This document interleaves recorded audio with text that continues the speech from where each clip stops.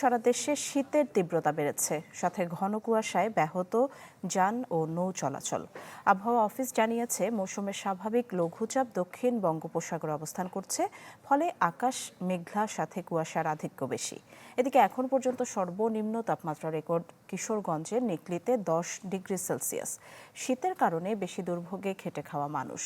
কুয়াশার কারণে সড়কে সতর্কতা মেনে যান চলাচলের নির্দেশনা দেওয়া হয়েছে। নৌযানগুলোকেও বিশেষ সতর্কতা অবলম্বন করতে বলা হয়েছে।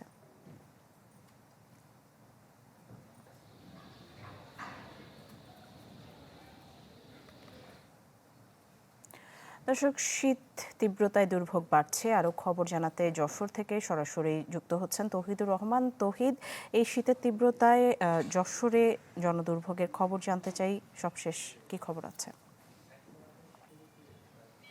নিশি, আসলে গত কয়েকদিন ধরেই যশোরে তীব্র শীত বিরাজ করছে এবং গত শুক্র এবং শনিবার দেশের সর্বনিম্ন তাপমাত্রা ছিল যশোরে।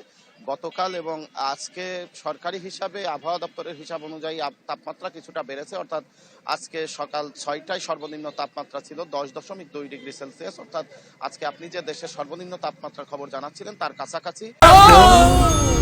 ডেন্টিস্টের পরামর্শ নাও নতুন কোলগেট অ্যাক্টিভ সল্ট।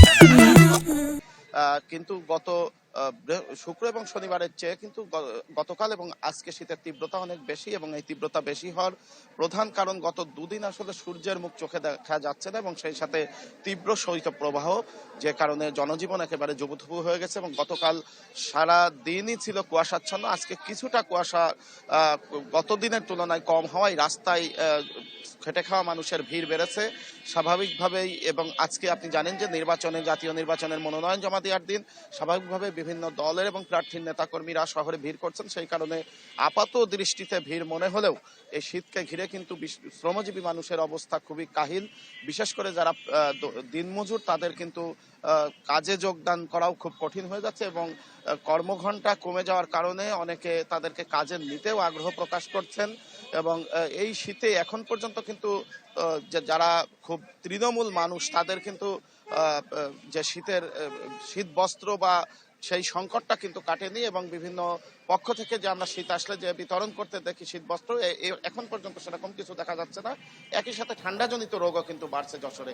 নিশি, ধন্যবাদ তৌহিদুর রহমান। দর্শক দেখছিলেন যশোর থেকে শীত তীব্রতায় দুর্ভোগের খবর জানাচ্ছিলেন তৌহিদুর রহমান।